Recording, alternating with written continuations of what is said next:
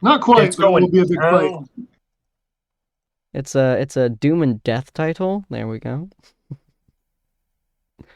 Can you fucking work, please? You jackass. We've all got our backup characters, right? Grommash Jr. Come to avenge my father. Oh yeah, I've got my name is Grimish. yeah, I've got a character Grimish called McFighter. I've got a What were you character saying, called Ethel?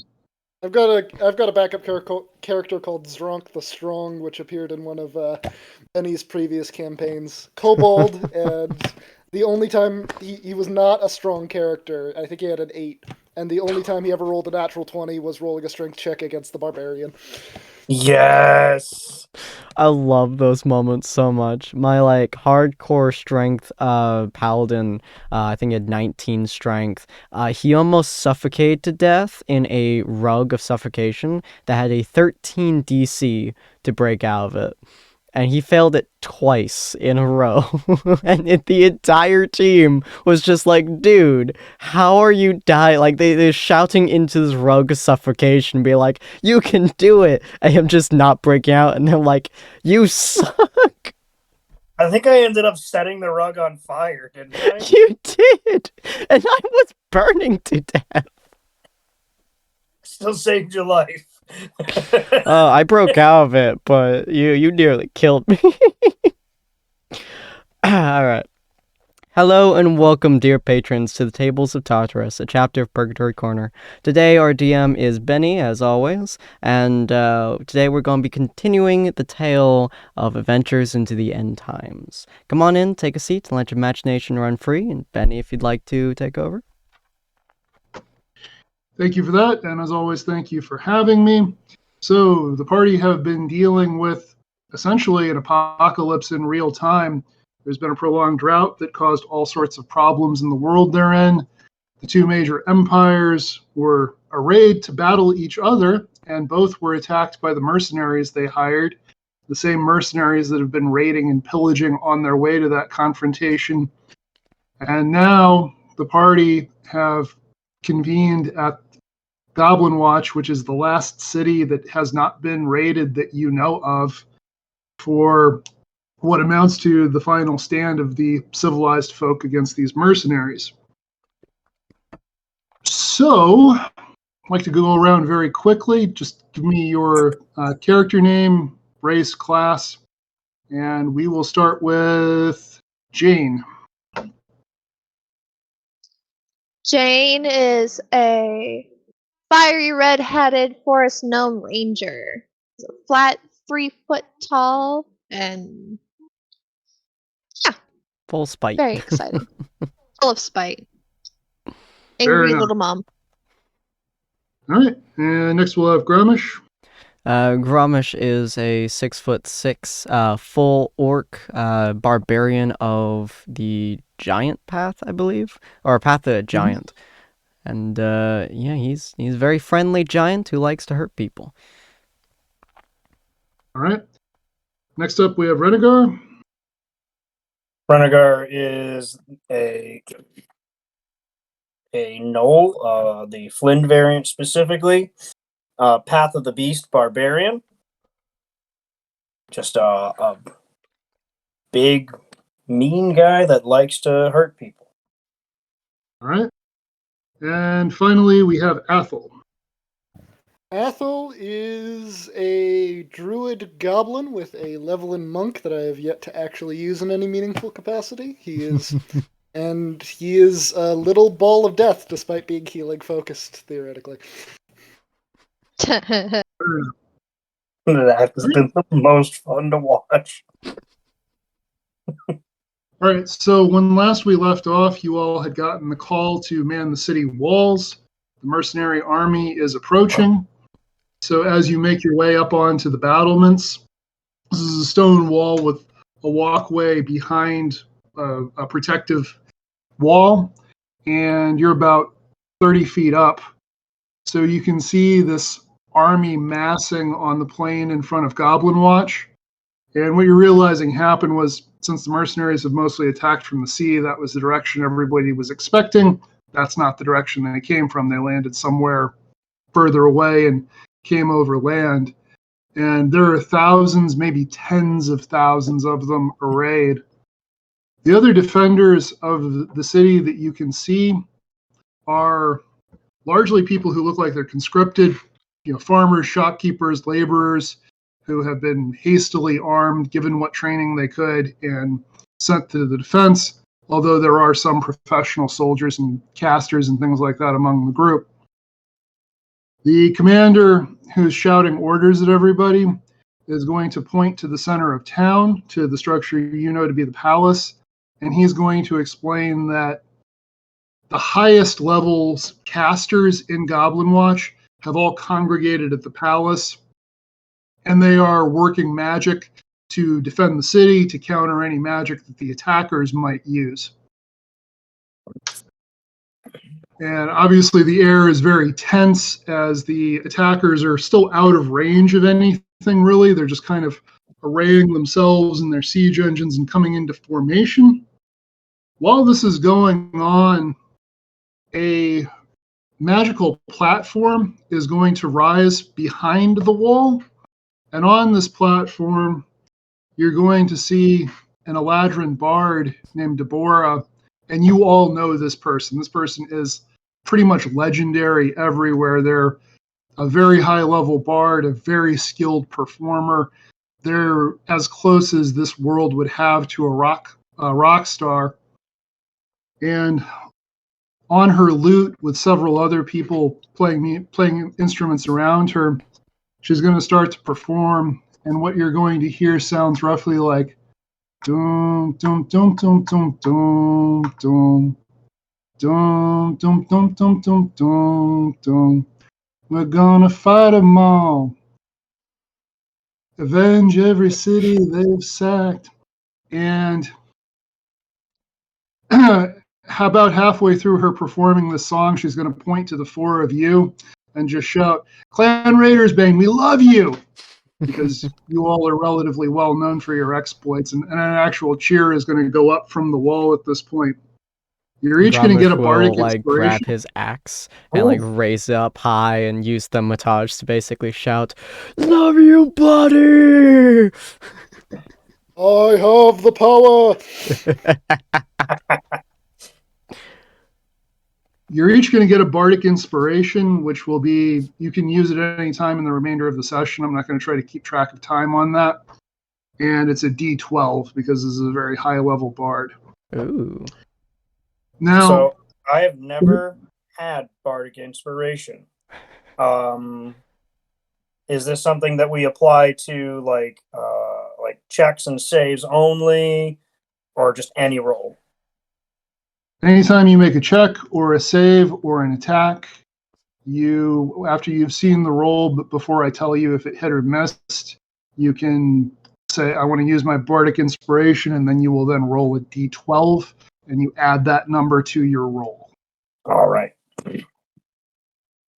So in real time, the way that works is you're fighting a thing, you swing, you roll a 15, your roll comes up to 15, and you think that's probably not going to hit. You roll your bardic inspiration die, and you add 7 or whatever it comes up to. Okay. While that's going on, a emissary, I would say, or a small group of people are going to make their way forward from the lines of the attackers. And the clear center of this group is a dragonborn, a platinum dragonborn, which you've heard of, but none of you have ever seen one. It's the kind of thing, when I say you've heard of it, it's the kind of thing where it's debated whether or not any of these have ever existed. So seeing one is a pretty big deal. And he's going to call out he's dressed in full plate armor. He has a great sword on his back. And he's going to call out to the defenders on the wall. And he's going to say, I am the death of soft skins. I am the vengeance from the west. Who among you soft ones has the strength and courage to face me in single combat. Ethel's gonna raise a sword. Ramesh keeps his axe fucking rage. It's like, yeah. All right, so we're going to do an initiative roll between the two of you, and whichever one of you gets it is the one who gets to take this guy on 1-to-1. All right. That's a 17. Almost rolled onto a nat 20. This bardic inspiration, can it be used on initiative rolls? That would be the worst possible use of it. I honestly can't think of a worse time to use it. But the answer is yes, you could. Okay, then. All right, so that brings mine to a 19. 19. All right. So, Wow. You really want to play your kobold, do you? Oh, keep mine where it is. all right. So, yeah, everybody, Bramish is trying to like pump his fist again, but he and everything else that's happening on the wall are interrupted by the high-pitched shriek of this goblin waving his sword around. And everybody's just kind of giving you this weird stare as you go back down the steps and through. It's not a main gate, but it's like a service door, basically, where you go out to meet this person. His attendants set up an area for you to fight in that's pretty generous, and it's clearly nothing particular is going to happen to you if you leave this area, but it's meant to be, this is where the fight's supposed to happen. Nobody else is supposed to come into it or interfere. And he's looking at you. Followed him down there to.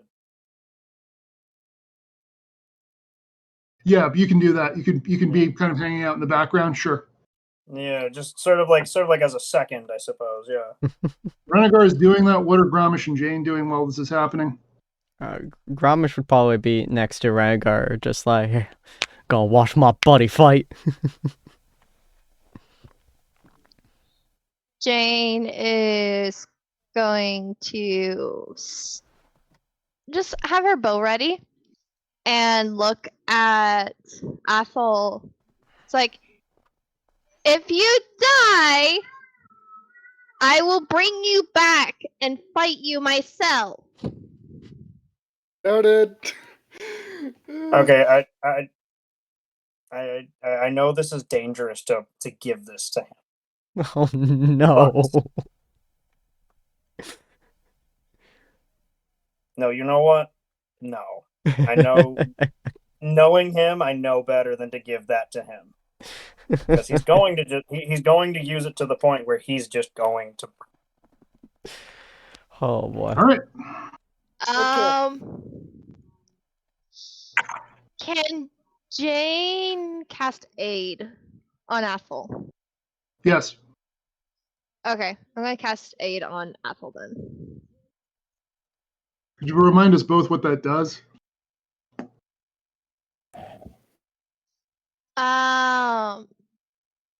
Aid is I choose up to 3 creatures within range. Each target's hit points. The hit point maximum and current HP points increased by 5. Yeah. Oh, okay. It disappeared because it was clicked. All right. So Athol, you have 5 extra hit points. Lovely. And Okay. that actually And lasts. Amish and Renegar will too. Nice. Yep. That lasts for 8 hours, so your HP maximum is increased by 5 for 8 hours. Oh. All right. So Thank the you, Mary. Dragonborn is, when the Dragonborn sees the 4 of you come down, he is going to be looking back and forth between Renegar and Gramish, expecting it to be one of you who's challenging him. And when it's Athol, he's going to look a bit perplexed. But in his massive, heavy plate mail, he's going to kind of shrug. And he'll step forward into the square and raise his greatsword to Athol and salute. Athol will do the same. All right, so now need to roll initiative again to see which one of you gets the first move in this situation. 18. Okay. So he gets to go first. And he's going to swing with his greatsword. Okay. I'm pretty sure 24 hits your AC. A little bit. Tiny bit.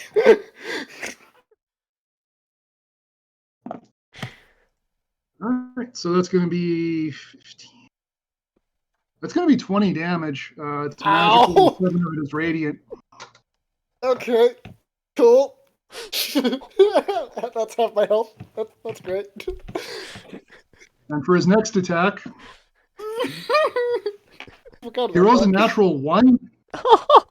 So, Oh. I mean, he absolutely nearly takes you off his feet with the force of his swing. And when he goes to swing again, since he's swinging where you were, the first hit moved you several feet. He's swinging where you were, and he completely rips it. Okay. Cool. And now it's Athel's turn.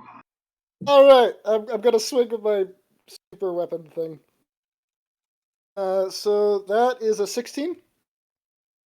16 does not hit. I'm going to use a charge on the sword to make that a hit. All right. Go ahead. That is a total of 12 damage without modifiers, 4 of that radiant, and then 8 of that necrotic. And then another 4 damage, so a total of 16 damage with this thing. All right. So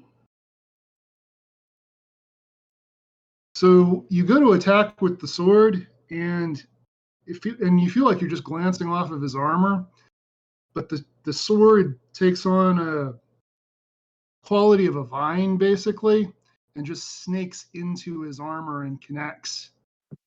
And the sword is going to whisper to you about how delicious the blood of a dragon is. Now, you still have your bonus action and your free action. Bonus action, I'm gonna do the monk. Oh wait, I don't think I can use that. I'm gonna hold that. I'm gonna end my turn. Okay. So it's While his turn. this is going on, can I keep an eye out for any of his nearby allies, maybe providing him some kind of like healing or something like that? You can do that. Go ahead and make an insight check.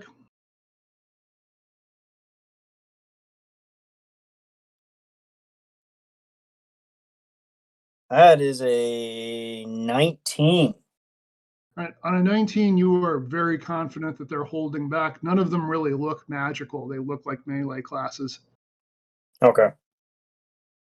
And actually, since you rolled so high, I'm going to say what you notice is that the front lines of the enemy are pretty much all look like solid melee classes, like not even rangers, not even mixed martial classes, just fighters and barbarians and occasional paladin. Whereas further back, you can make out in the distance some people who appear to be casters.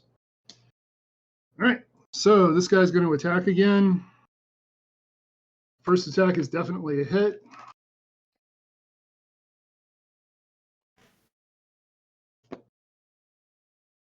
Six.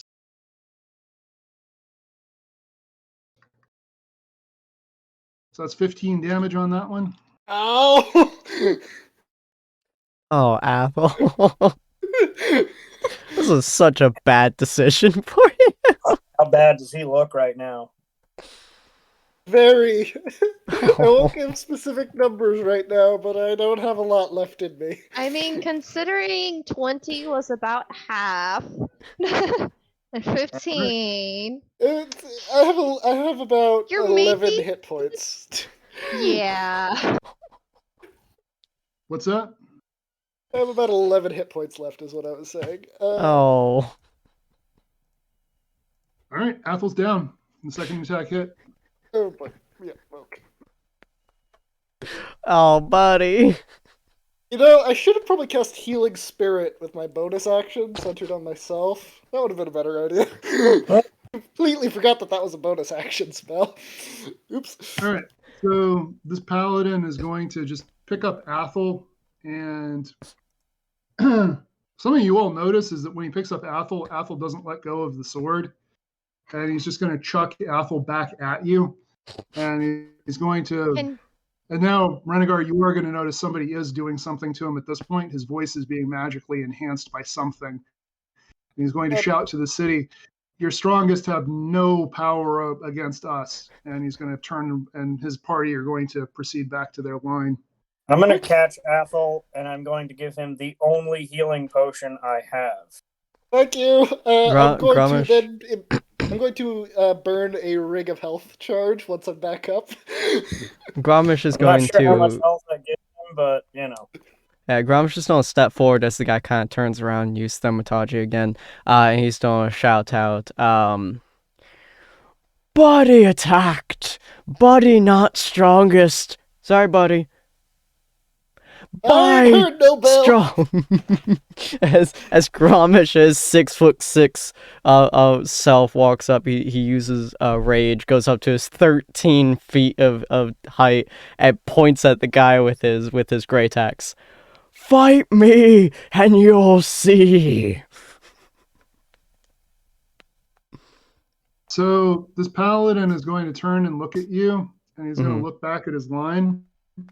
A cleric is going to step forward and heal him. And he's going to walk back, and he's going to shout to his assembled warriors behind him, do you want to see me bring down another of them? And they're all going to just raucously cheer. And there is no joy coming from your side. The people on the wall are horrified at what they're watching. Grommash raises his axe and he just shouts out, Victory! Do you surrender? So when you say that, he's too far away for it to actually make contact, but when you say that, he's going to spit at you. And so I assume you're stepping into the square, is that correct? Yeah. All right, so once again, we need to roll initiative. Okie dokie.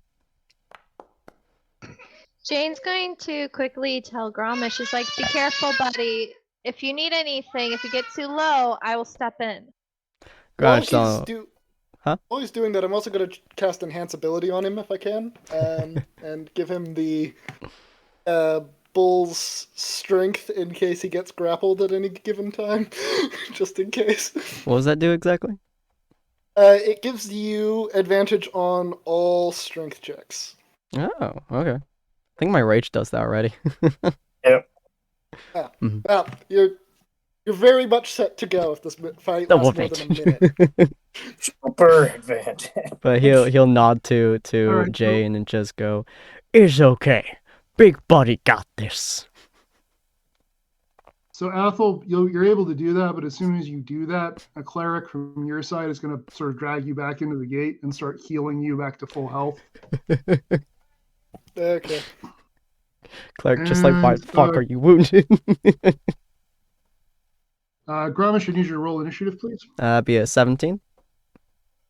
All right, so I'm guessing as soon as this guy, you won the initiative, so I'm guessing, tell us what you do. Tell us how that plays out with you being higher in the initiative. Essentially, the moment he steps into the ring, I assume it's like a 30-foot ring-ish. Yeah. Okay. He's essentially just going to kind of grab the bottom of his axe. He's just gonna chuck the son of a bitch at the big guy.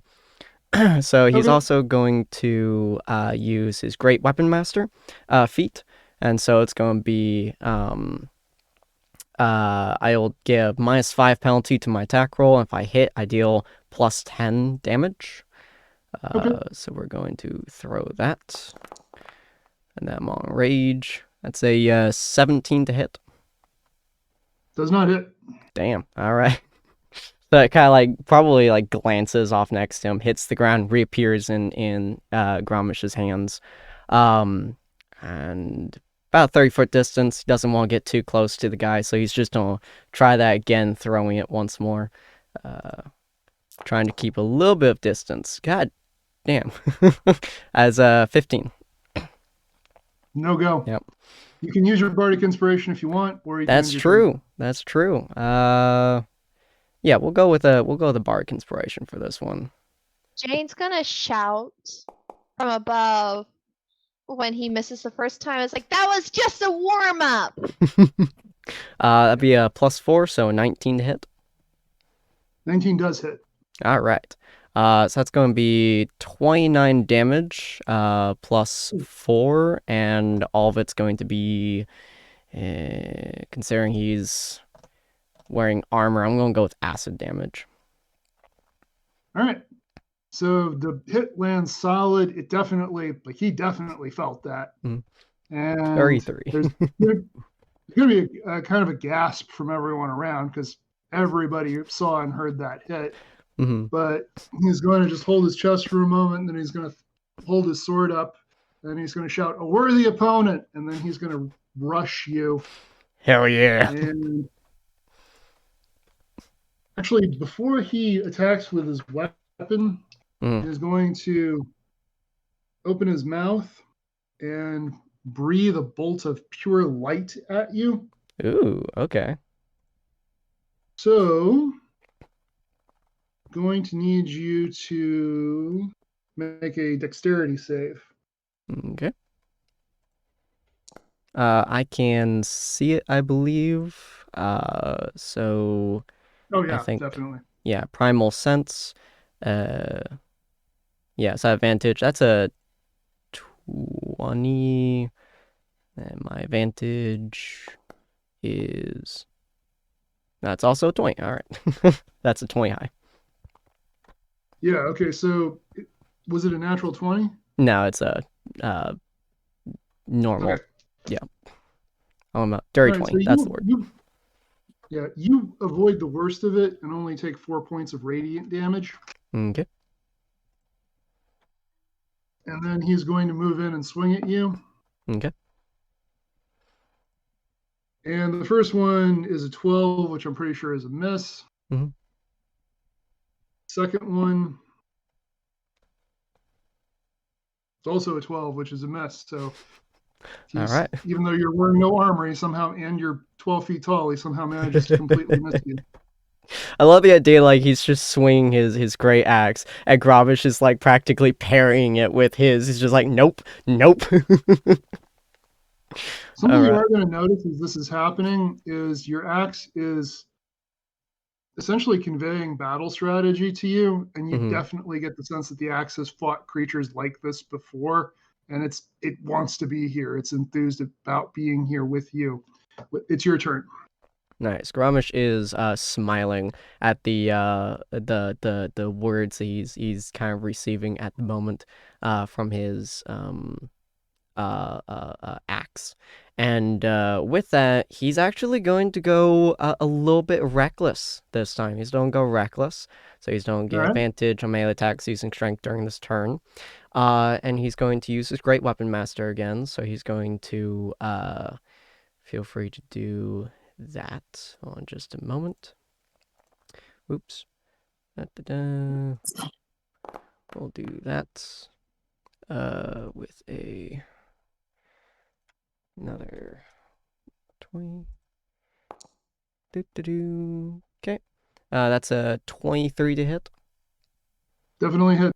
All right. So that's 40 damage on his first hit. Jesus Christ! Yes. I hit like a freight train. And then the second one is going to be, that's going to miss 100%. That's a 9 total. All right. So this guy's going to put his hand on his own chest, and you're going to see a vague glow, and he's clearly recovering some of his health from this action. Yeah, Grom's just smiling and just goes, "Come get some!" And he gets advantage on all of his hits against me. Okay. So the first one... Jane is jumping up and down and cheering you on from the wall. All right, so the first one is 25 to hit. Okay. And then is it non-magical? No, it's magical. Okay, cool. So you're going to take 11, 15, Oh, neat. Okay. I did not realize 16. that rage has resistance also to magical. It just says resistance to bludgeoning, piercing, and slashing damage. Does that also include magical, or is it just base? That For would rage. be non-magical. Okay, cool. How much was the first one? So that's that's You're good. 19 damage on his first attack. Okay. Second attack that's 21 to hit. Mhm. And that's going to be 12 slashing, magical slashing damage. Oof. Grommash is definitely bleeding now, like slash. He's just like blood is pouring. The smile has yet to fade from his face, though.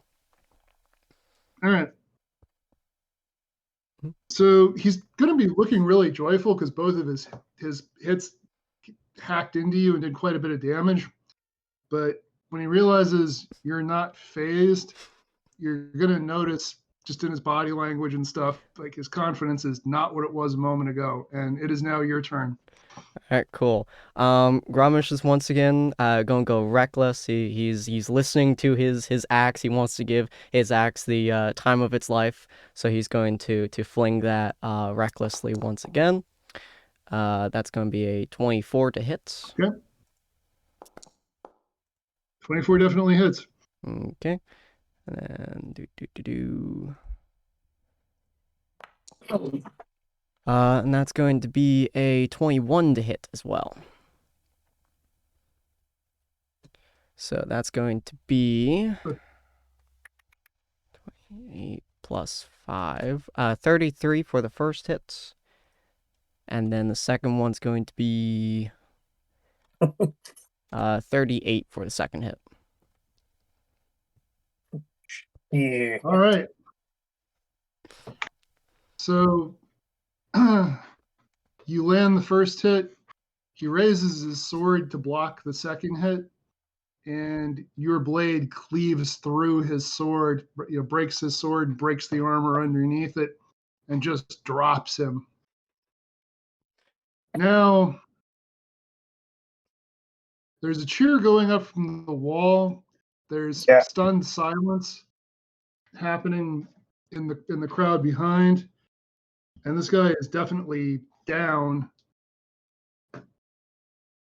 Are you going to let his seconds come and claim him, knowing that they will probably revive him and he'll be in the battle to come? Or are you going to finish him while he's down? Grommash like flicks the blood off of his axe. Is the guy like even conscious? Like is he like unconscious or is he like dead? No, or... he's. Okay. I Grommash mean, don't like. he's badly hurt. He's out of it. Grommash don't put the axe on his back, and he's gonna use thaumaturgy again. He is great height, kind of shout out to his seconds and such. He died. Oh, I'm sorry. He didn't forfeit. I suppose to Grommash that would be the same meaning. We'll go with he has lost. The battle is mine. Revive him.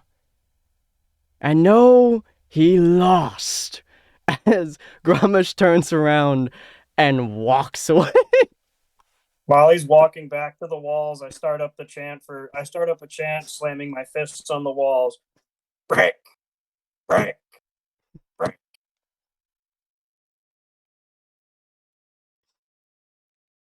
Jane would join in too.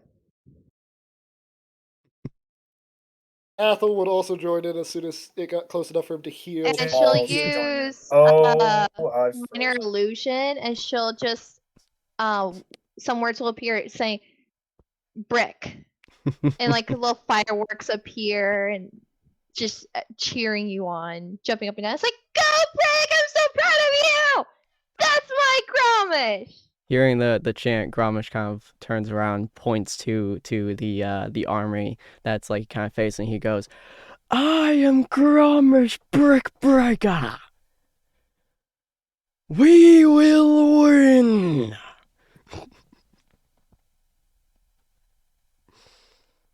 All right. The cleric who was healing Athel has finished bringing him back to full strength, and he's kind of poking his head out of this door At the three of you going, okay, that's great. Time to get back inside now. Rubbish walks back in. All right. As soon as you're back in, again, clerics start tending to your wounds and healing you. And the mood of the people on the wall is definitely changed. And it's all cheers for Gramish. And a lot of people are actually really happy with Athel too. They're talking about like, that was quite a hit you got in on that guy. That was impressive, especially the goblins. And you're in the city of Goblin Watch, so there are a lot of goblins, especially they're enthusiastic that one of them stood up and did that. So as you're watching the battle begin, you see this kind of thing where magical attacks are coming out and then being countered from somewhere behind the wall. So there's a relative amount of inactivity. And siege engine things are starting to move forward. What you all are going to see is further back in the line where Renegar noticed that there were casters. One of them is going to turn into a blue dragon, and he's going to blast the ground with his breath, and where the hole he made is, he's going to start to dig. And you can see from where you are, he's digging, and there are people following in behind with what looks like the makings of something to support a tunnel. And after a few moments, someone who looks like an older officer of the watch, you can actually see the dragon is making really good time. You can see the disruption in the ground where he's making his way toward the wall.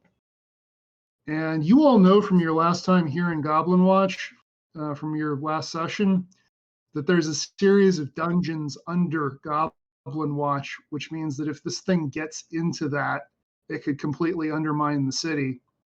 And this watch commander, you can see from the look of it in his eyes that he's realizing it, and he starts to tell the four of you, like, if that thing gets under the wall, it could either bring the entire city down, or it could just pop up in the middle of town and destroy the palace where all of our casters are. All right, champ, you want to be the champion, Gramish? You want to be the champion, Athel? The four of you get down there and stop that thing. Gramish will nod to him. We will Athel's Right win. on. sir. Yeah, Athel's gonna nod and look at his sword and go, "Looks like we're going back to your home, buddy." All right. So you make your way down quickly enough. You hear the disturbance before you see it. And something you're quickly going to realize is that where this thing is digging in is in an area where there's more than one level to this dungeon complex below the city. And there are some areas where it truly is like a classic prison where there's layers of cells that with like catwalks in between and open space between the layers. That is where this thing is digging into. So it must have had some intelligence as to knowing where to go. And you can hear it coming, so you have a pretty good idea of where it's going to burst out from. What do you do in anticipation of this?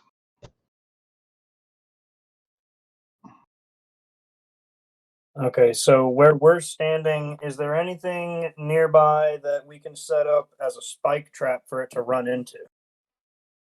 No. Like anything that's like just metal bars that we can like prop up or anything like that? This is happening. It's close enough that you can hear it coming, so you don't have time to really engineer something like that. Athel is going to prepare the spell Tidal Wave for when the breakthrough occurs. Gramish All is right, going to so take you have that prep and ready to go. Hold on. I'm sorry.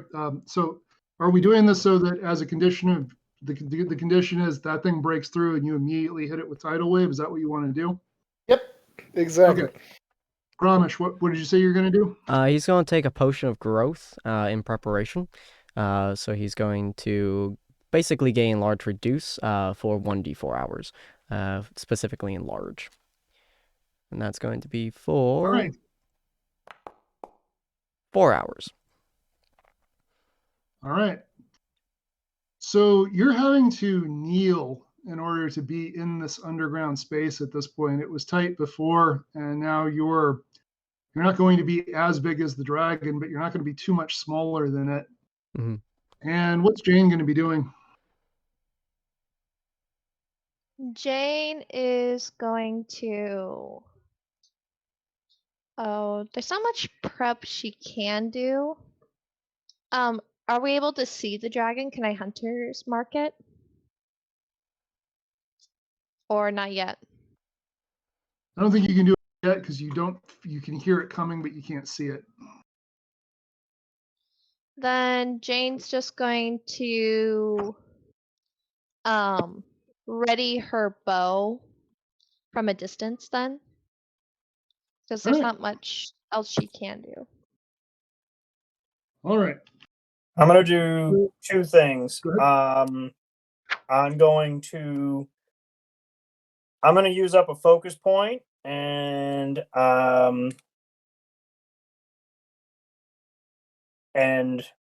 my claws and my teeth will start dripping acid again. And I want to set up at a point that would be above where we're pretty sure this thing is going to come in, so that after the tidal wave comes through, I can drop onto it and sort of like, I want to grab hold of it, but like I know I can't physically grapple something that's that size. So that. But you want to be on it so you can be attacking it, and it has a hard time getting at you. Yeah. All right.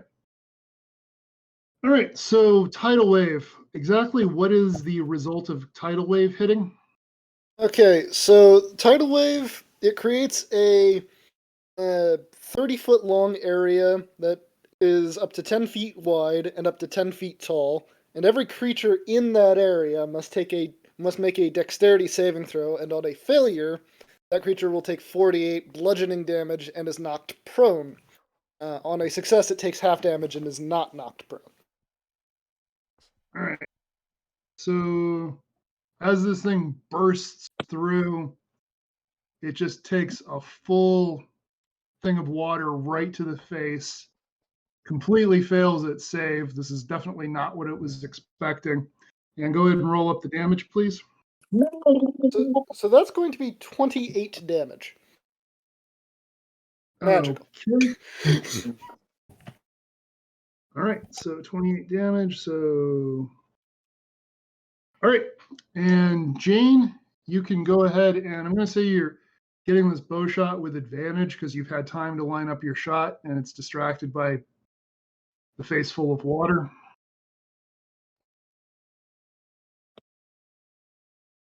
War Okay. torture. That will be.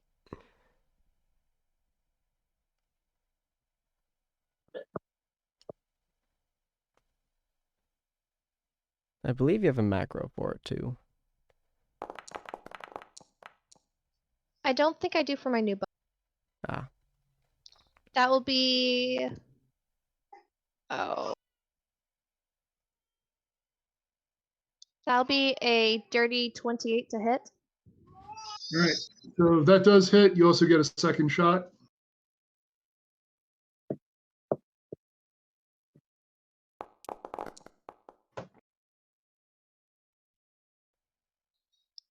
That will be a 14. Okay, 14 does not hit, so one shot sinks in, the other one just glances off the scales. Roll the damage, please. That will be.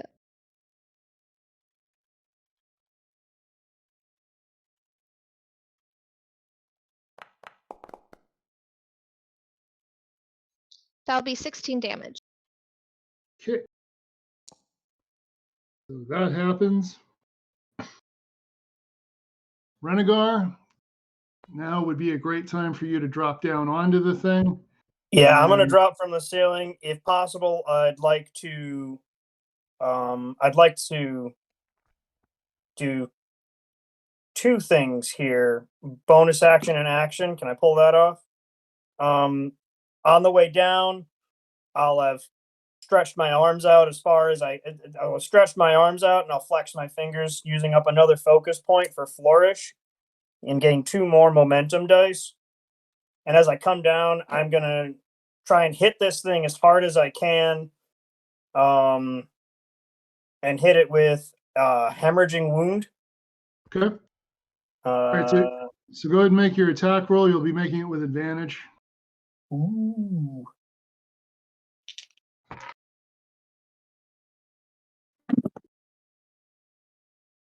And I am going to use my Bardic Inspiration because I am decently sure. Come on, big money.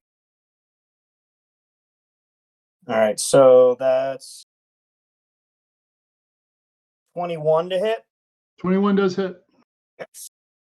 Okay, so that's going to be the D8 of damage from the hit, and then 3d6 from the hemorrhaging wound.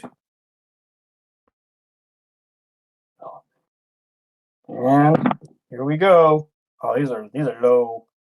Let's see. That is 1, 2, 3, and that's so 12 total slashing. Oh, I'm sorry. 10 total slashing, and he is now bleeding for the next 3 turns. All right. Oh, and I'm going to use my free action, and Jane and Gromish are going to see this explosion of fire that hits both me and this dragon. Oh Jesus! And I'm going to use the I'm going to use the bond of agony, and we're both going to take some damage. That is a 7 roll on that the damage, dice. please. That's 7 fire Okay. damage. Jane's panicked. Jesus. All right. Gromish, you have witnessed all of this happening in rapid succession to this very surprised and now in pain dragon. What are you doing? So Gromish, seeing that it's prone and has now been just absolutely bombarded by things, he's going to do what he does best at this size, and he's going to jump on top of the beast and hold it. So grappling. So I believe that's athletics with me, with advantage. Okay. What size are you? At this point, with rage, he would be huge, so the same size as the dragon. Okay, same size. All right. All right. So It's a contested 24 strength. Okay, athletics. dragon failed. Okay. Yeah, dragon failed. Rolled really low. I love the moments where you roll it, you're just like, no, that's gone. That's it. Yeah. So, its speed is now 0 and cannot benefit from a bonus to its speed, so effectively it can't get out of prone. It also ends if the grappler is incapacitated, which I believe is me. And it also ends if the grapple creature is moved from the reach of me. But he's basically holding down, that was one of his attack actions, and he's going to grab his axe with his other hand and just slam it into this thing's probably back as he's holding it. And so I'm going to say that is not with Great Weapon Master. So it's just going to be a normal one. So that's going to be a 26 to hit. What did you roll on the dice for that? 16. Okay. So just a reminder to those of you who got that tattoo, a 19, the reason I asked, a 19 also counts as a crit for you. 26 does hit. All right, and that's going to be just a 12 damage, which is going to be, we're going to go with fire damage. Okay. I have a question. Is the dragon now plugging the hole that it made? Basically, yeah. And because the area is, the tunnel is now partially flooded because of the 30-foot wall of water that Athel hit it with. You can actually hear the sounds of people who were behind the dragon struggling in the mud. I forgot my 2d6 bonus. So that's 17, not 12. Okay. All right. That's his turn. All right. So the dragon is going to brace all 4 of its feet on the ground with Renegar and Gromish on top of it. It's going to pull itself forward a few feet to where it's got some clearance between it and the ceiling. And then it's just going to push up and slam both of you into the ceiling, essentially crushing you between its body and the stone ceiling. Mm-hmm. So that's going to be 14 bludgeoning damage to both of you. Ouchies. And I take the full brunt of it right now because I'm not raging. I take half. All right. And you notice as you're coming back down slightly dazed that the ceiling is cracked from this event, and you realize that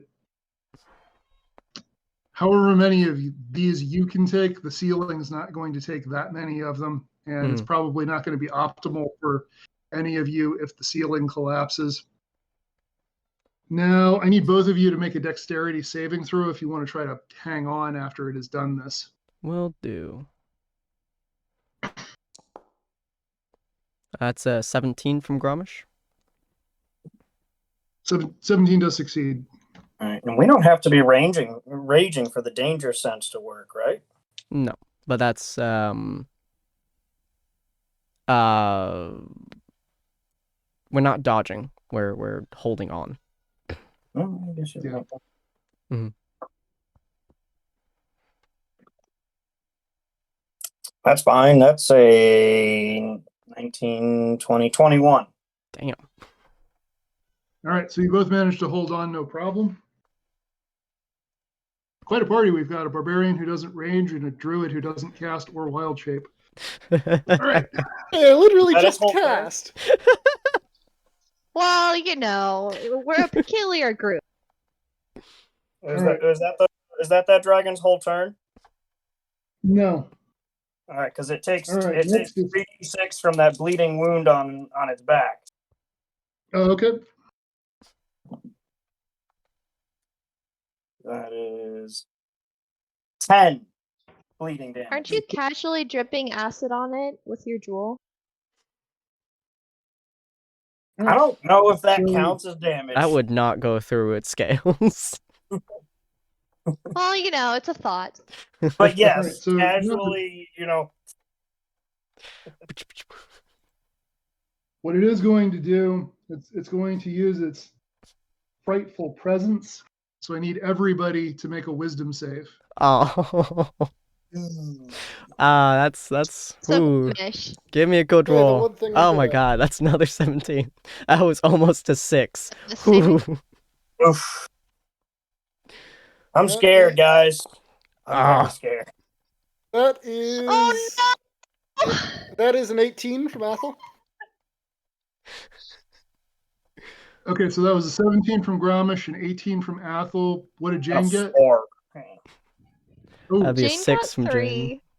No, 6. Sorry, Okay. 6. all right. 6 from Jane. So Athel and Gromish, you two are fine. Renegar and Jane, you're both now frightened of this dragon. You can make the save again on your next turn. So this means I have to Athel- move away from it, right? Yep. And it also means that when you do, you'll Oh, provoke no. opportunity attacks.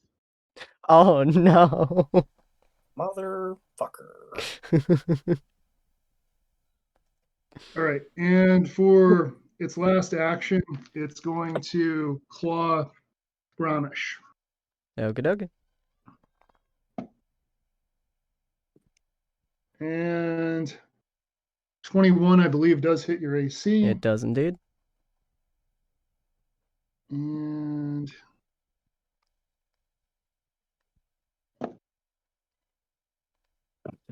nine. So that's 16 slashing damage.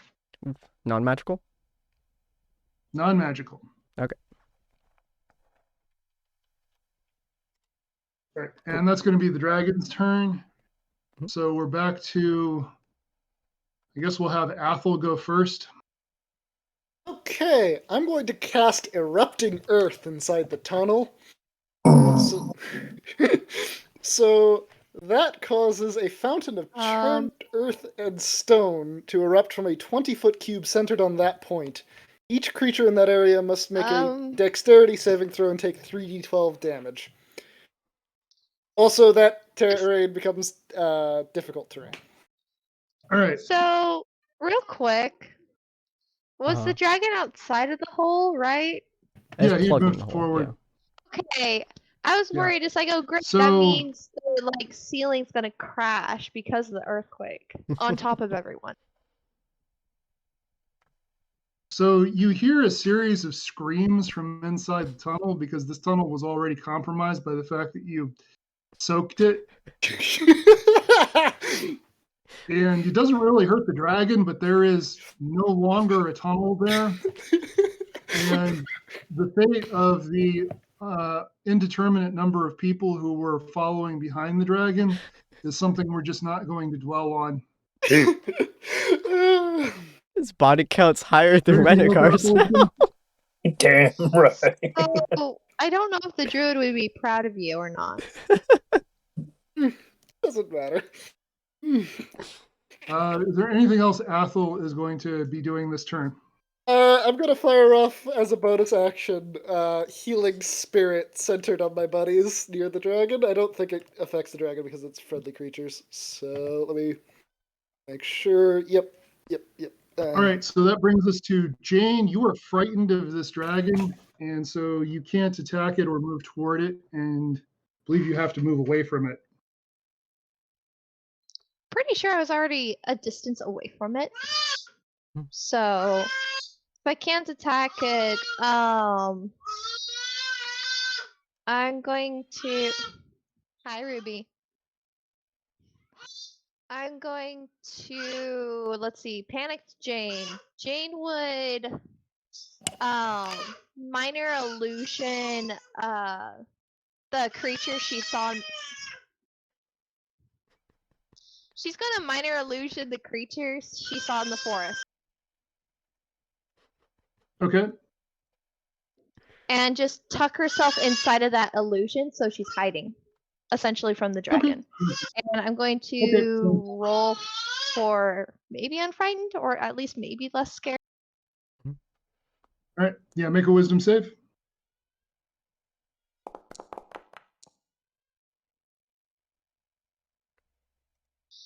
Yeah, she's perfectly fine now. 21. Okay. All right, Renegar. Two things happen right at the, actually, I'm sorry. Yeah, Renegar. Renegar, two things happen right at the start of your turn. One is good, one is bad.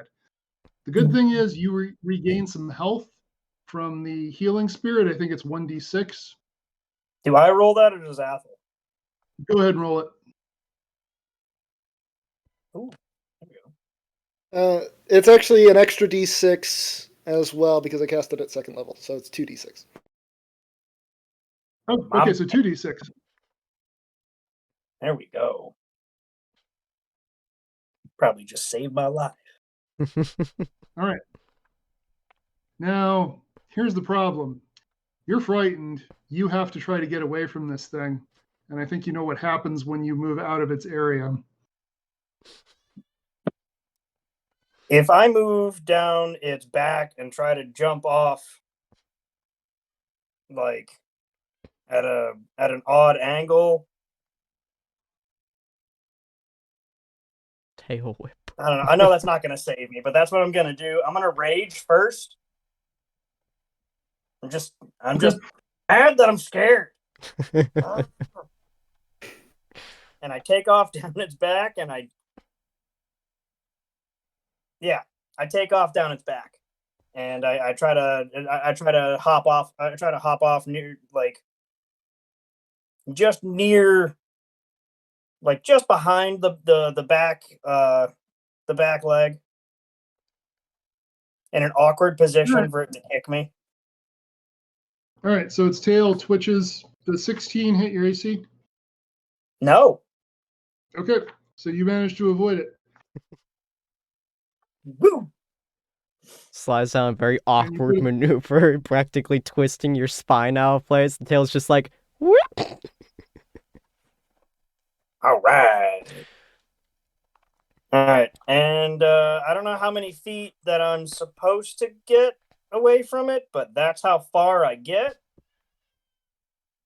And I am going to use, if it's all right for me to use the Eldritch Tattoo for as an action instead of a bonus action for Eldritch Blast.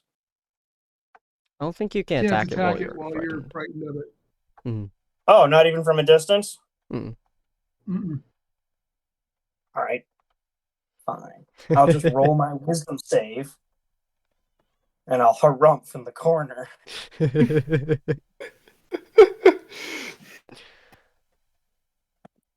Angrily sulks inside of the illusion Jane made.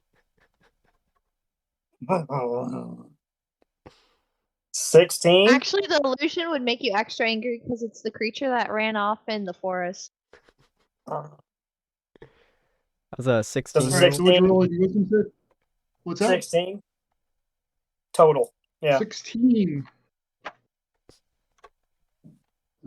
16 does not quite do it. Damn, Gromish barely hit that fucking thing. Jesus. Speaking of which, Gramish, you are up. All right, Gromish, seeing that it attempted to break the ceiling with his spine, didn't quite like that. He's going to do what he does best, and he is going to try. He's like almost like kind of crouching down, almost considering the size of both him and the dragon, right?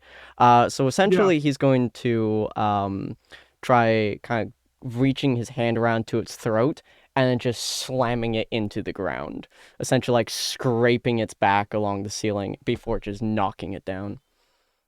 Not All sure right, so what you're rolls that welcome- would be. So you're welcome to attempt this maneuver. I'd be remiss if I didn't point out that there is that sort of pit where you can look down and see other. It's like almost like a winding staircase type scenario Okay. where you can look down. There's a pit down the middle. There's different levels below it that you can see, but there's an open space there where you could attempt to throw it down several stories. Ooh, Now, that if would you work did do very this, well. if you did do this, you would be separated from your companions, and it might take them some time to get to you. And if you did do this, you would probably fall with the dragon, take falling damage, and then it might take your companions some time to reach you. Okay. So you could do that, or you can slam them into the ground. It's up to you. I think what Garamish would do is he would see that kind of hole, and kind of seeing the size of them, and especially the roof above him kind of quaking. He's not a smart man. He's a very, very stupid person. And he knows one thing, and that's if you drop something from high enough, it's gonna be hurt. So he's pretty much just going to kind of drag it and fling it over the edge with him, kind of using his own massive body weight to shoulder it into the floor several floors down. All right. So that's going to be contested athletics, I guess. Okay. Come on, buddy. That's a good thing I had an advantage. That's a 24. So 24, the dragon actually met that exactly. Oh, okay. So I'm going to say what happens here is you both go down together, Mm-hmm. and you both drop about 4 floors. Okay. And you're both going to take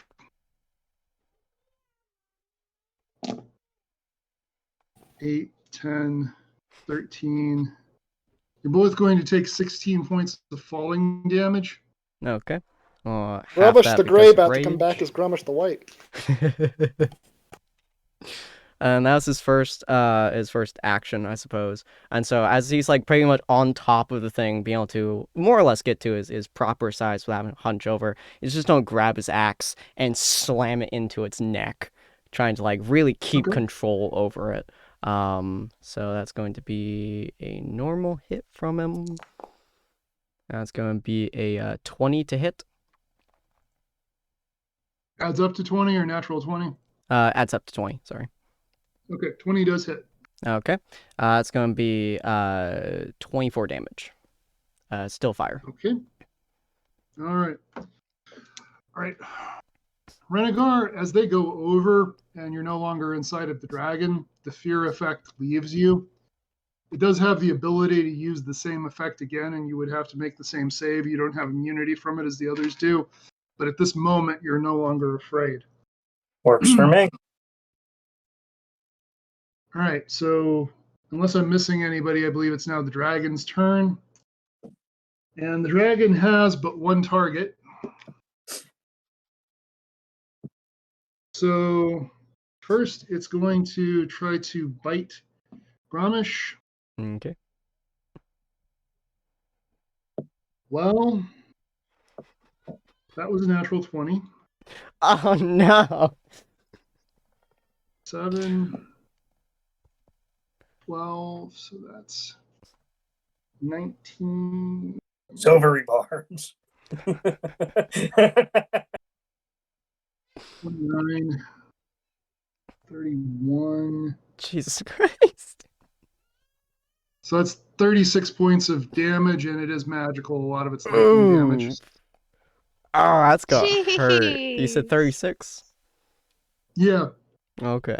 it's Oof. okay. It only gets 2 more attacks this turn. Hoofus scoofus.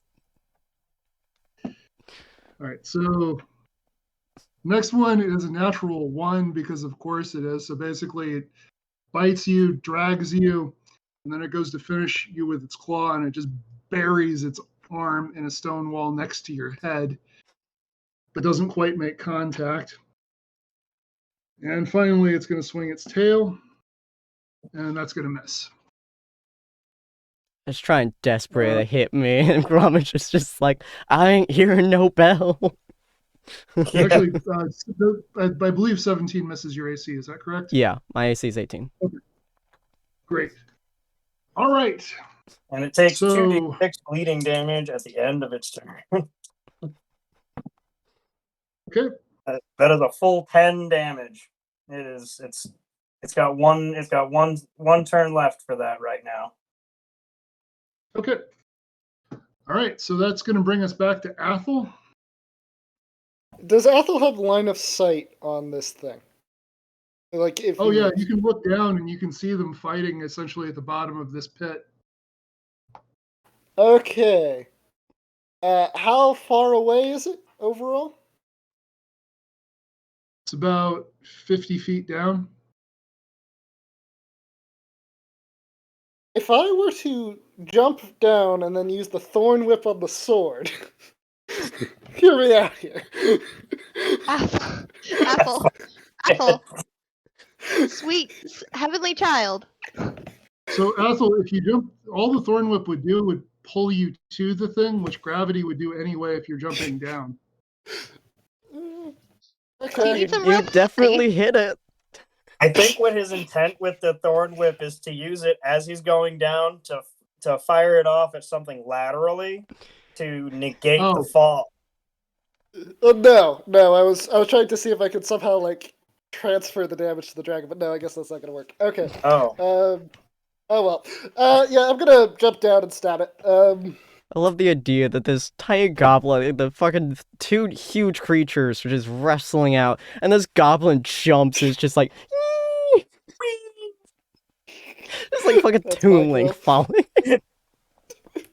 All right. So I don't even know how to like figure a roll like this. So we're going to go ahead and start with a perception check. Okay, that's an 11. All Make right. sure to land on the dragon, not Gromit. Basically, With that yeah. sword, that would be bad. Sorry, say that And, again. Yeah, go ahead and make your attack roll. God, don't So hit that's a Gromit. 19, which I believe counts as a critical. Yes. What's that? That was a 19, so that counts as a critical for me. 19 on the dice? Yes. So hold on before you do that. 8, 9, 13, 14. You're going to take 14 points of falling damage. Ow. The dragon is also going to take 14 points of bludgeoning damage because what you're falling on is it. And you get a bunch of bonuses. The good news is that you get 10 temporary hit points for landing a crit with that sword or with your tattoo. So you recover most of your damage right away. And then all of the abilities from your tattoo and the sword go off. So go ahead and roll up the damage and tell me what you get. So that is 33 damage, all of which is magical in some variety. Okay. And about half of that's necrotic. Except that it's actually more. It's closer to 37 points because of personal modifiers on top of that. But yeah, that's going to be a total of 37 points of damage. Then I have a bonus action. And I believe my sword counted as a monk weapon because of some of the things we talked about. That's correct.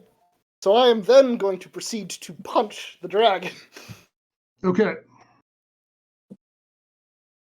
That's going to be an 18. 18.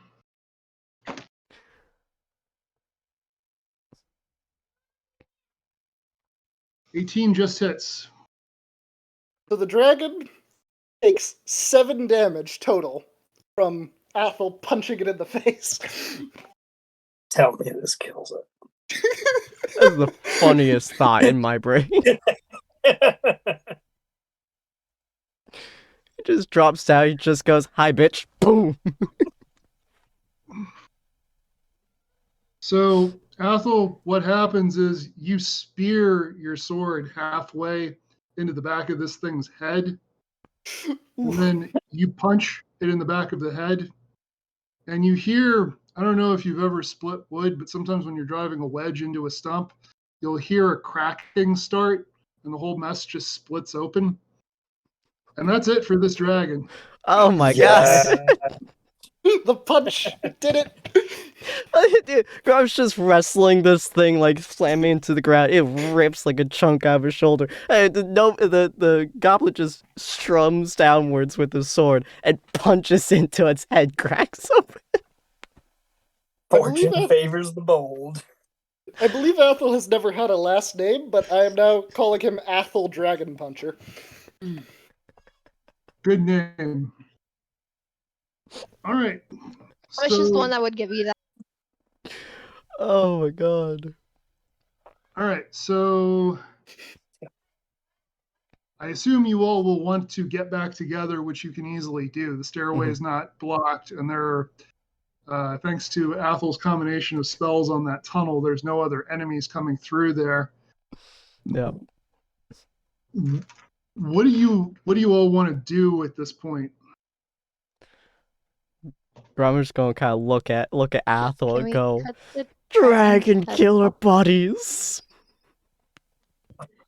Can we Yes. show off the piece of a dragon so we can scare off the army? Sure. What piece of the dragon do you want to take? Can I Or chop what off piece its of- head? Yeah. Can I have its horn as a mug? Don't see why not. I mean, you have the head, so you can make a mug horn out of it later. I'll take a tooth, and I'm just going to tie it to the guard of my sword. Keep adding shit to this sword. Grub is I'm just gonna dragging the dragon head up the stairs, just like, yeah. I'm gonna use watching them do all of this for a short rest, if that's okay. That's fine. Yeah, I'm gonna Alright. do that. Get some hit dice, get my focus points back. All right. So you all have now done what I've never seen or been part of a party doing, which is you actually fought a dragon in a dungeon. Yes. Yeah. Oh, I love it. So even from down here, you can hear the sounds of battle echoing from above. So do you want to go up and try to rejoin the battle, or are you what do you want to do from here? Should we go above? Yeah, I think that would be for the best. Mm-hmm. Oh, I am going to healing spirit us first, though. if we can't That'd be get to smart. full health with a short rest, because we've all taken a bit of damage, I'm pretty sure, except for Jane. I'll use 5 of my health dice. So I'm more or less back to full. And then is your healing spirit the 2d6? Yes. Okay. I'll cast it again. I'm low on spell slots, but it's kind of worth it, so... The healing spirit actually lasts for a while.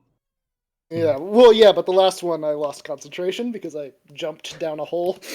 So Yeah. So All right, I'm so back you to all full pretty much health. get back to, Mhm. yeah, you all get back to full health. And as you make your way back up, what you see is that a large section of the wall has been breached, and there is still a defense effort, but it's clearly not going well. Is there a place like a rooftop next to us, or like just a high point that Grommish can easily get to, probably by shoving his hand in and pulling himself up, or jumping onto with his obscenely high height, or... Absolutely, yes, you are Yeah. able to do that. So he's just kind of like pull himself up to a place that kind of oversees a large quantity of the army, hold up the dragon's head, and just using Thermotage as his 32-foot tall height, just scream out, "Who's next?" Try to hopefully intimidate the fucking army to run away.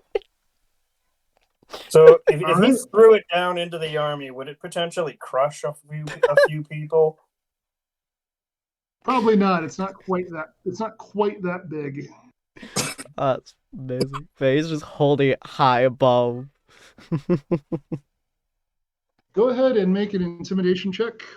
Will do. That'd be a dirty 21. A dirty All 21. right. So, okay. So there is a visible pause in the action as the surging troops do hesitate at seeing this. The paladin you fought before is going to step forward, wielding a great axe, and he's going to shout to the assembled troops, "Don't stop! I want a second shot at that guy." I love it. And they're not moving forward all that eagerly, but they are starting to surge forward. So, not going in any particular order, but Renegar, seeing this happening and seeing that the defenders are hard pressed and there are gaps starting to open up, what are you going to do? I'm going to do the only thing I can do. I'm going to rage, and I'm going to jump right into the middle of the fight. Okay.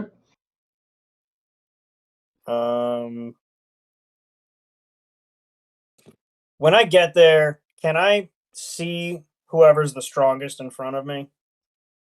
Like whoever looks like they're somehow a leader of some kind. Okay. Yeah, you do that. That person I attack. Okay. Immediately.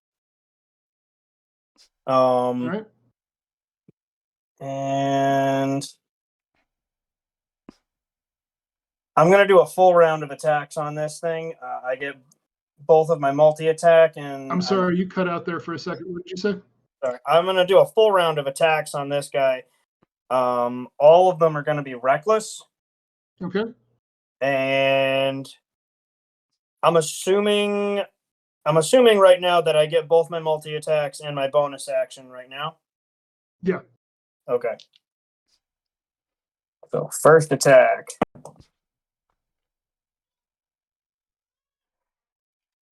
Who knows? It's a 16. 16 just hits. Okay, second attack is a 21. Definitely hits. And the last attack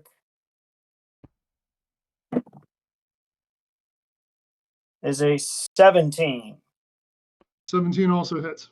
All right, that is what we're looking for. We're gonna I'm going to mark this guy. And yeah, we're going to do the full. It's going to be 3 claw attacks right across his chest. I'm trying to open him up, basically. Okay. That is 11, 9, and I'm sorry, 11, 10, and 9. And then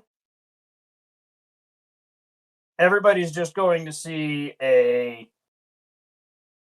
another explosion of fire in between both me and this guy. All right. And it's going to be 6 fire damage. All right. So yeah, you rend this guy open and then you cauterize his wound, but he doesn't seem too happy about it. Right. Jane, are you available to be up next? Yep. Okay. So yeah, you're seeing the same thing Renegar's seeing. You see this crowd. You could use your movement to get up on something for a better vantage point to shoot from, or you could do something else, whatever you want to do. I am going to use my movement to get to a better vantage point. So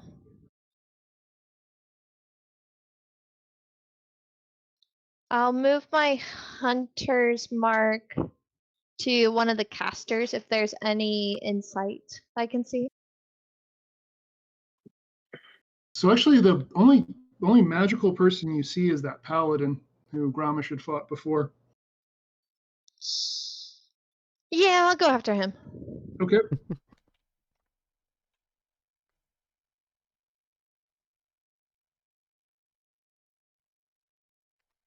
And you can take your 2 bow shots if that's what you want to do. Yes.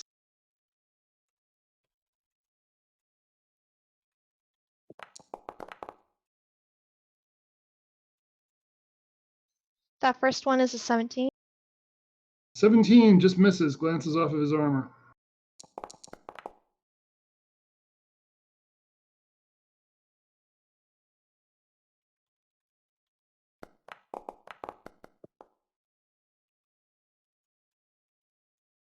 Dirty 27. That definitely hits.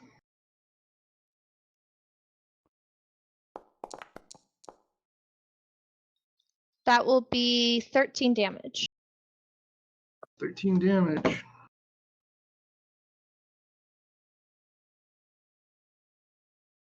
So the first one glances off of his armor. He sees you drawing back for the second shot, and he puffs out his chest, just like, yeah, bring it. And then you actually do that. Fuck. Instant regret. Anything else you're doing on your turn? I believe that's it. Okay. All right. And then last up, we have Athel. Okay, Athel's going to try and make his That's way it. towards this paladin. You want to go round 2? Yes! He wants to go round 2 with you. I want to go round 2 with him. So I'm gonna get as close as I can to try to stab this guy if I can. All right. So it's not so much that there aren't people between you and him, is that they're scaled folk and you're a goblin, so you're smaller than them, and it's like a child weaving their way through a crowd. And yeah, if you want to go ahead and make an attack roll on this guy, you got it. Okay, 17. 17 does not hit. I'm going to use a charge of the sword to make that a hit. All right, so go ahead and roll your damage. That is going to be 13. That is going to be 17 total damage, all magical, half of it necrotic, functionally. Okay. So he definitely feels that. And he's going to look down because he didn't even see you coming. And first off, I need you to make a dexterity saving throw. Okay. Cool. I love the idea I'm just punt kicking the goblin. It's gonna be a 4. Oh, no. It's gonna be a hot 4. I thought your modifier was higher than that. Okay, so That's with the modifiers. That was a natural 1. Like a druid, but not a monk. I put my last ability score increase into my spell casting. Jane, what's your AC? Oh. Her AC Don't mind me just quietly raging. is 15. It's 15. Okay, so here's what happens. This guy grabs Athel and yeets Athel at Jane. So Be back in a minute. you're both going to take 6 points of bludgeoning damage. And then I need you both to make a dexterity saving throw. Oh. Okay, that is a 15 from me. Okay? That's a 9 from Jane. Okay, so what happens is Jane, Athel hits you. Athel is yeeted at you, knocks you off the roof, and you're going to take an additional 5 points of falling damage. And Athel, you're basically now occupying the space that Jane was in. Cool. That's great. That's really I great. love that. Can Jane see Ethel? No, because you're staring up from the bottom of an alley at this point, and Athel is on the roof. So Jane's going to say some unnice things. Well, yell unnice things in Orcish to Ethel. Do I understand Orcish? So we'll leave it at that. Do you Yes, know I do Orcish? understand Orcish. Okay. Oh, okay, so she's saying, "You fucking brat! Why'd you do that?" Wasn't my fault. I didn't mean to get hurled at you. All right, Oh, beautiful. Anyway, Jane's very unhappy now. Renegar, the guy you attacked is going to make an attack at you with his axe, which is going to hit. Dodge step. What was the roll? 18 to hit plus 21 to hit. Right. Do you have something that causes that to not hit? I have I can use a focus point for a reaction to use dodge step, which when I get attacked, I can move 5 feet without an opportunity attack. It's a dex save, and it's the DC is the attack roll that was against me. And Okay. I actually get advantage on this dex save because of danger save.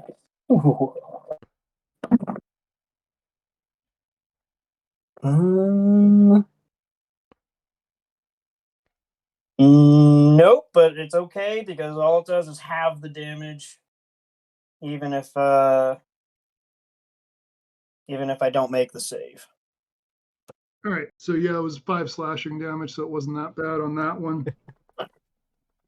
One of his companions is also going to make an attack at you. That's a natural 20. God. This guy's thrusting a spear at you. Oof. Please So stop that's using gonna that dice. 13 points of piercing damage. All right, and that's halved, right? Yep, that'll be 6. And then Gramish, as you're standing on that roof with that dragon head in your hand, a couple of these guys are going to find their courage and throw spears at you. One of them's definitely going to miss. The other one is going to hit. That adds up to 19. Okay.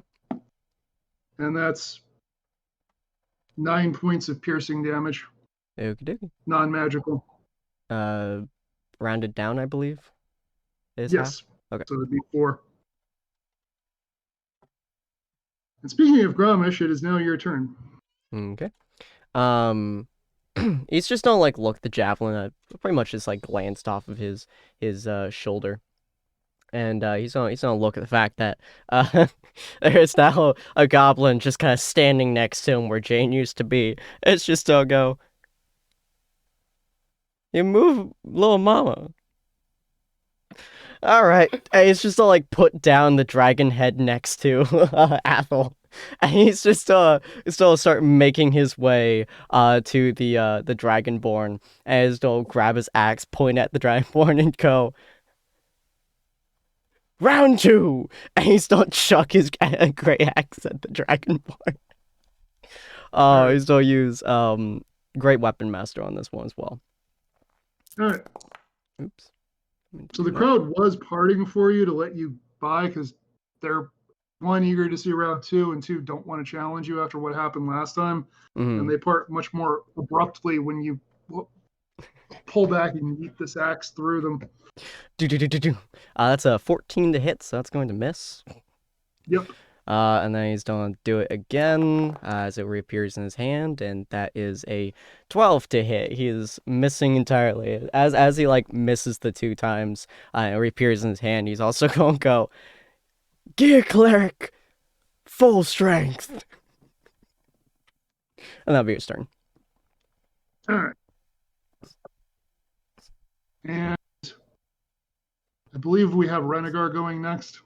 Yep. So I've got 2 on me, right? Yes. How badly off does the guy in front of me look? He does not look good. He doesn't look good? Yeah. All right, well, I'm going to take...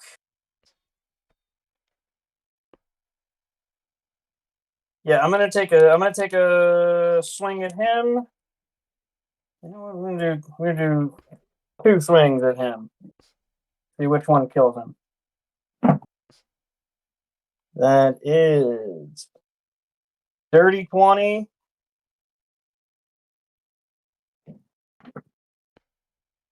And 23 to hit. Okay. Both of those miss. No, I'm kidding. You hit. Suddenly I'm facing the big bad. Oh. Right, let's see what happens. It's a team effort. Like the dragon. Right? That's 11 slashing. Okay. And 9 slashing. All right. So the way I'm picturing this is with both of your claws, you just dig straight into this guy's chest and spread him open as though you're about to perform a bypass surgery or something. God. And I turn on the last, and I turn on the one remaining, and we're gonna go reckless on him with that last swing, Okay. which is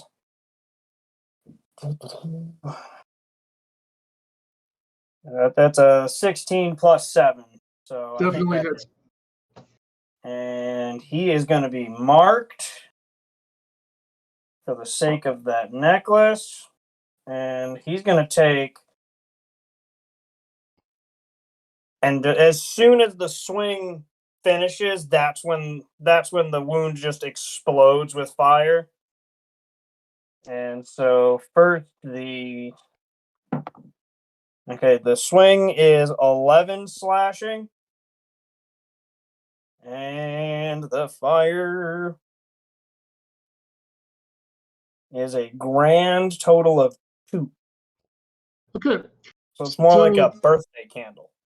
Everything about this guy, the way he's dressed, the way he's holding his spear, indicates that he's just some peasant who joined.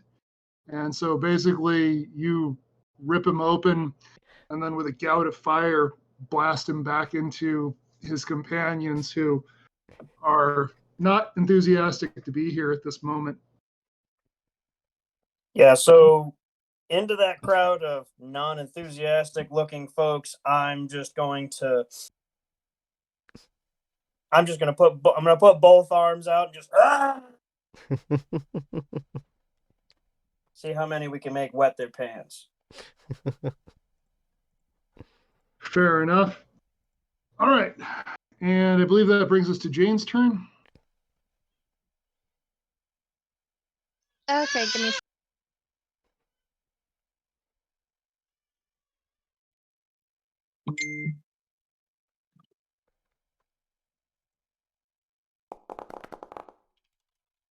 You with us, Jane? Yep. That will be the first one will be a 19 and the second one will be a 10. Okay, who are you shooting at? I'm still Apple? aiming for the paladin. All right, so I'm guessing you climb back up onto the roof, giving Athel a slightly dirty look as you do, and take a couple of shots at this paladin. The 19 hits, the 10 does not.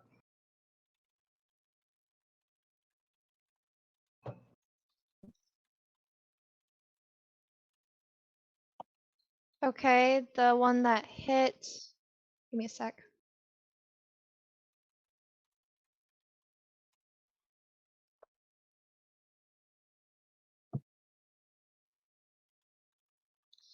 So, sorry, Sin has my macro confused. I'm a little confused. Honey, how do you do it, my macro? It's roll damage, So that's hunter's all... mark, and then other damage. Your 1d4. Okay, so that was all one shot? Yes. That's your Okay. 1d6 Because I plus was 5 is wondering just your why normal there was damage. 2. Yeah, 1d6 plus 5 is just your arrow, and then 1d6 is your hunter's mark, and then 1d4 is your Oh, fey okay. damage. Yeah. Oh, I forgot about my fey damage. So that first hit is 15. 15. 15 damage. All right. And I need to figure out that second one. Okay, so it was two things. One, it was just the first one that hit. The second one did not. I And- didn't do the second one, actually. I got it confused. Oh, okay. Essentially, Well, she rolled the her first- damage and was like, oh, that's not d20. All right. Well, so did you? It sounded like you rolled an attack that hit, though. Is that correct? Yes, she rolled a 19 for her first attack, and then 10 damage, and then 2 hunter's okay. mark and 3 fey. Yeah. Okay, so what happens is after Grommish had missed this guy with his attacks, he's amping up the crowd, he's beating on his chest, and while he's in the middle of doing that, an arrow goes through his eye to the feathers and just drops him in the middle of this crowd who are significantly less amped up by him. Is he dead now? He's done.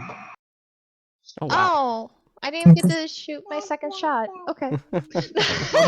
And you can shoot a second shot at a rando in the crowd if you want to. I think I'll purposely miss. I'll just shoot a threatening shot. Okay. It would definitely hit someone though, but it's just a threatened shot. And then All right. Jane's gonna shout, it's like, do you surrender? To the rest of the crowd. All right. So they're not surrendering, but they're visibly faltering. And that's going to bring us to Athel's turn. Okay. Yeah, Athel is very out of spell slots. So Athel is going to hop down and stab someone. Whoever looks most important. Stabby, stab. Okay. What is the point of having a cool sword if you do not use it to stab people? That's going to be a 16 for whoever I'm stabbing. All right. So yeah, the rando you stabbed isn't anybody. And go ahead and roll your damage. So that is going to be... I'm going to use a charge to make that a critical. That poor Okay. rando. I have 10 of the things, why not? God. Actually, you have 5 charges of that, but who's counting? In that case, I'll have to recharge next turn. That's going to hurt. Oh, well. But the point is, on a crit, this guy is... If you want to describe how you end him, you can go ahead. Oh yeah, no, it's full on just like stab the guy in the chest and move on. Not even really paying attention, just sort of a side jab at someone. God. All right. So you're making eye contact with someone as though you're coming directly for them. They brace themselves. They've got their action shield, and then you just stab someone to the right of you. I assume you're right-handed, without making eye contact, and it's a critical hit, and they drop. And it's at this point that the soldiers are breaking and rushing back through the breach in the wall. Yeah. Also, actually, I've just checked, and the recharging is a free action, whereas using the charge, or no, the recharging is a bonus action. The using the charges for that is a free action. So I am going to recharge and take the d20 of damage. Okay, that'll regain you 1 charge, and you take 7 points of necrotic damage. Ow. Which is less than the 10 temporary hit points you gained from the crit, so it all works out. Woo! But it winds up being something of a moot point, because what you're seeing is that while there were a few other breaches in the wall, the defense is holding, and the city are successfully pushing them back. And once your breach is taken care of, some of the casters use various mold earth or whatever else to at least temporarily seal up the wall. It allows people who were defending this to go deal with other breaches, and the tide turns. While the damage to the city was somewhat extensive, there were places where spells and catapult stones and things like that did strike, and there's even some damage to the palace. Essentially, the tide of the battle has clearly turned to the point that some of the defenders are out chasing down the attackers and cutting them down in retreat.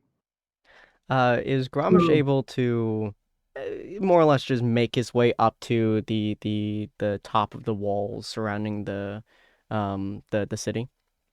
Yes, absolutely. All right, so he's gonna stand on top of the walls, and being 36 feet tall, he's gigantic on top of this wall, and he's trying to make himself very much so obvious. And so he's holding the dragon head in one arm, holding his axe in the other arm, and using thaumaturgy to make his voice 3 times as loud. He's basically just gonna shout out to anywhere that can hear him, "This city is under Grommash Brick Breaker's protection.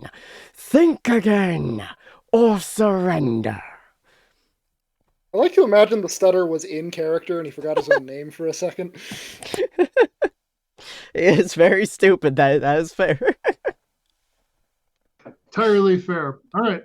So yeah, at that the attacking army was already breaking, and at that point it turns into a panicked rout, and the people who were pursuing it goes from being any kind of ordered retreat to just people just being cut down as they're fleeing. And when I say panicked rout, I mean like people are like drop their shield, drop their weapons. They're just trying to be anywhere else but here right now. Grommash will also yell out, seeing people drop their weapons, "Any who lay down weapons will not die, or I kill those who attack them." Grommash's general way of being. All right. Yeah, so you see a human who had been with the attackers is on the ground, hands empty, and there's a goblin standing over him with a spear. And as you say that, the goblin was just about to drive the spear down, and the goblin kind of hesitates, just kind of backs off, and lets this human get up and run away. So what follows is there's some air of mourning because there were casualties among the defenders, but also there is an air of celebration and just a general, like, nobody thought they were going to make it through the night. And several people make their way up to you all and congratulate you for your efforts. Grommash for having defeated the paladin in single combat, Jane for having brought him down for good with your arrow. And even though it wasn't seen, everybody knows that a dragon went underground and you guys came back up with a dragon's head. So that story makes the rounds. And it's the kind of thing Do they believe us that Athel actually gave it the killing blow? Do they believe us? So what happens is that the story is getting embellished even in real time. So it's the kind of thing where when people start talking to you, you tell them that, and by the end of it, it's a story of a goblin kickboxing a dragon to death.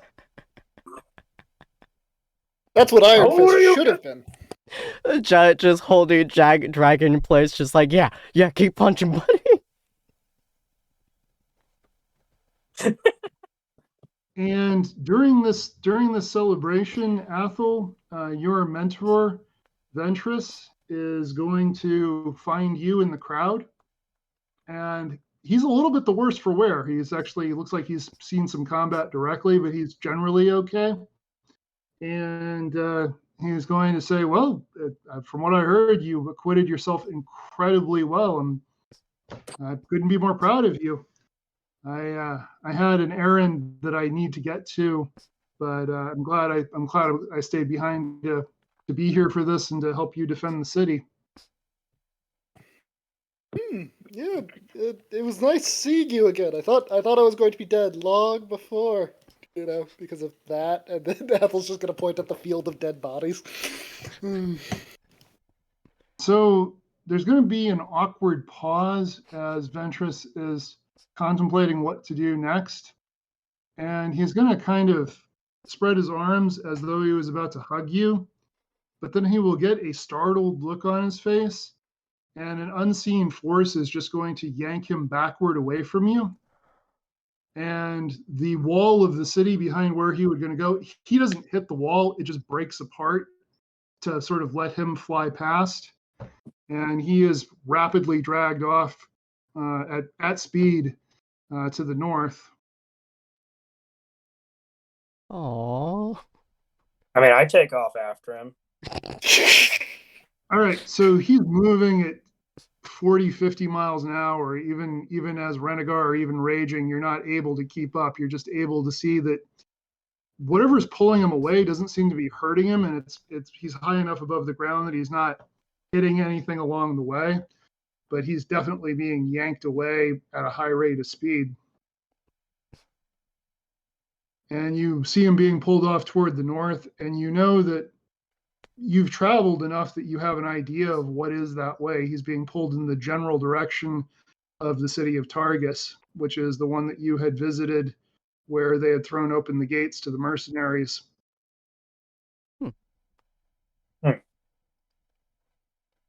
Concerning.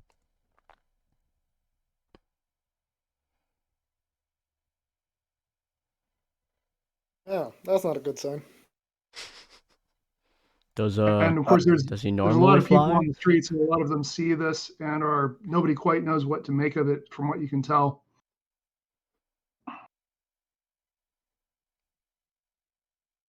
Yeah, Do we chase trot Flying back to Man? the group. Yeah, I mean, Athel's like, guys, you want to go to Targus?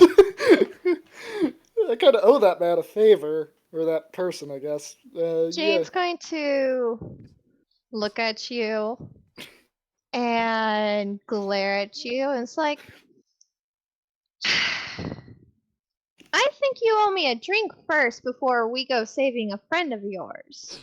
He's your friend too. He saved your life at least once. True. But if I remember correctly, I have a nasty bruise named Athel on my hip. Thank you. I'd like a drink before we go. And we should also meet with the prince before we head out anywhere else. Who do At I least give head to? I would like to make sure he's okay. I can assist you with all of this, and the voice comes from one of the counselors for the prince that you have met with before, and he gingerly takes the dragon head and says, "We'll go ahead and keep this for safekeeping. We can have the clerics tend to you, and our wizards don't know exactly what just happened to Ventress, but I don't want to diminish what you all have done. You all fought amazingly well. The city is in your debt. Ventress is the most powerful magic user most of us have seen, and today would not have been a victory without him. So our wizards have cast a divination spell already. It seems that some unseen force has pulled him to Targus. If you want to go after him, we will heal you, and we have magic that can restore you, and we can even use magic to expedite your travel to Targus to see what's going on. And young lady, if you must have an ale, we can certainly accommodate that while all of this is happening. Yes, Yeah. please. The biggest one you have. Because it has to be the size of my giant buddy here. Please. And now 16-foot tall orc just being like, or sorry, 13-foot tall orc just being like, yeah. All right. So you all have an ale while the magic users work quickly to both heal your wounds, and they also work a series of magics that effectively recharge your weapons and abilities that uses charge and restore your ability to full strength. They're talking to you a bit about what they've detected, and whatever it is, it's not good. Like on a scale of 1 to 10, whatever's in Targus, it's not good. It's powerful enough to do that to a high level caster at this distance. So what you're going into isn't going to be the most pleasant. Before you make that trek, is there anything you all want to do? Grommish just kind of raise his hand to Rangar and go, round 2, buddy. It's time.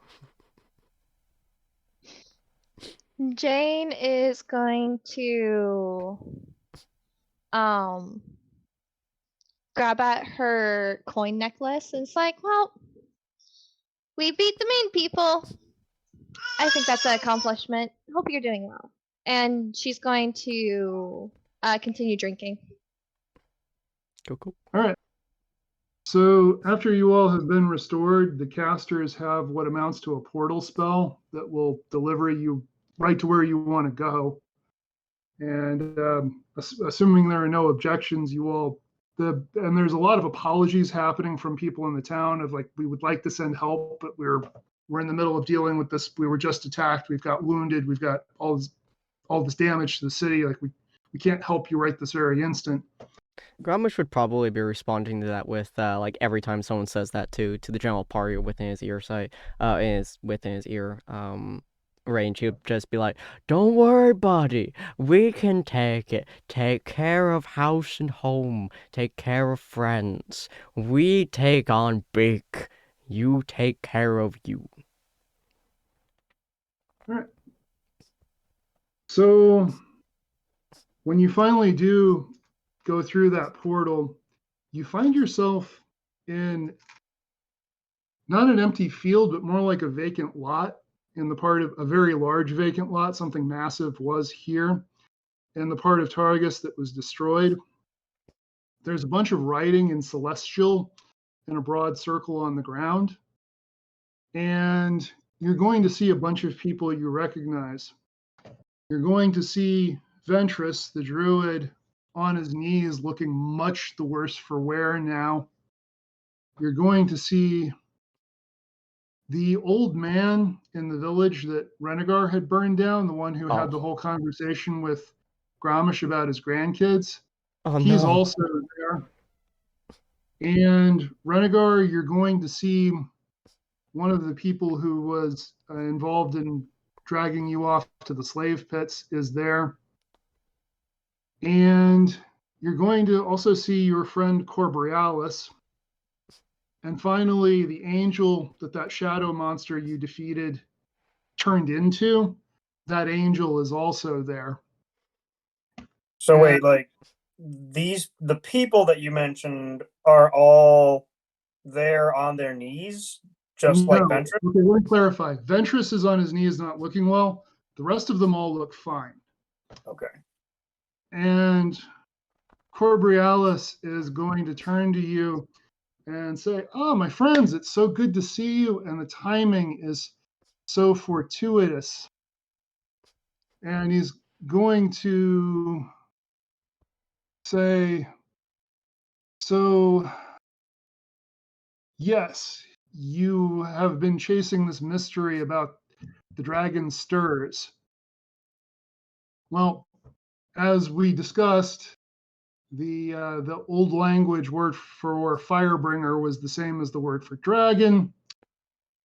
My name actually means lightbringer, but the scaled folk have trouble pronouncing my name in the original celestial. And his physical body is going to change, and he's going to grow to more than double his original height. And you're going to see just this breathtakingly beautiful angel with scorched wings. Like everything about him is perfect, but his wings are destroyed. And he's going to say, "You all, I'm sure, can pronounce and are welcome to call me by my original name, Lucifer." And I think that's a good place for us to leave the story for tonight. Holy shit! We get to fight the devil next time. Woo! Hell yeah! Oh, that's amazing. All right. When next we meet, you all will be leveled up, and it is not guaranteed, but it is likely that that will be the last session of this campaign. All right. Well, hopefully you guys will be joining us next time, which it will be a very exciting experience. If you guys want to join us next week on the 21st at 4:30 p.m. PST, we'll be doing the finale, apparently, or hopefully the finale of this series. This one, it will not be the end of our little crew, though. We assume based on scheduling. We will be continuing a different adventure in the future, but hopefully you guys be joining us. If you guys want to see the rest of the stuff that we're doing, we are slowly getting back into our schedule. It's been kind of wonky lately, but we are doing Shifting Fates on Friday. We're not doing anything on Thursday because it's my sister's birthday. And then Sunday, we're actually going to be playing Thief Simulator. So if you guys want to see that, feel free to join that at 3 o'clock p.m. or join our Discord, which has all of our wonderful events made by Ellie. Through the socials. And we'll see all of you fine folks next time. Bye. Uh, Hi. Bye.